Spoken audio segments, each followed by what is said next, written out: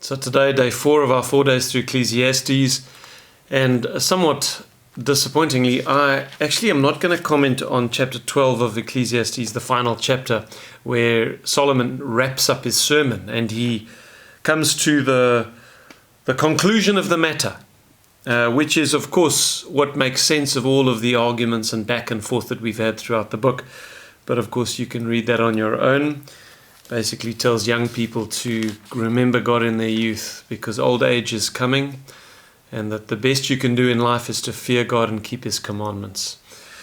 But the Lord really spoke to me and is continuing to speak to me about this verse that we actually began today's readings with, chapter 10, verse 1. And I'm going to read it to you and then just admit to you a personal struggle that I've had, and this is something I so want the Lord to perfect in me, because it's a weakness. So let's read it. Dead flies putrefy the perfumer's ointment and cause it to give off a foul odor. So does a little folly to one respected for wisdom and honor. And this conviction that I feel is simply this, that I like humor. I like laughing, and I look for humor in situations. And yet I know that I overdo that many, many times. Now, you may not believe that if all you've ever seen of me is these daily devotions, but the truth of the matter is that I can fall into what the Bible here calls folly very easily.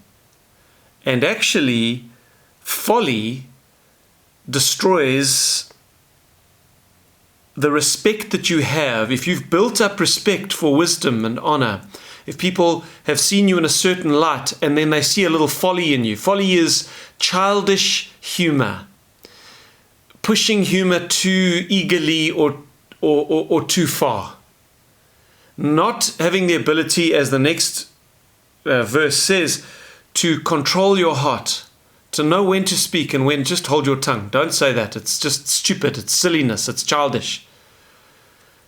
And I enjoy, the laughter and banter and that sort of thing. But if I think of the men that I respect most, this is something they just do not do. They never enter into that kind of cheap banter, cheap humor, folly thing.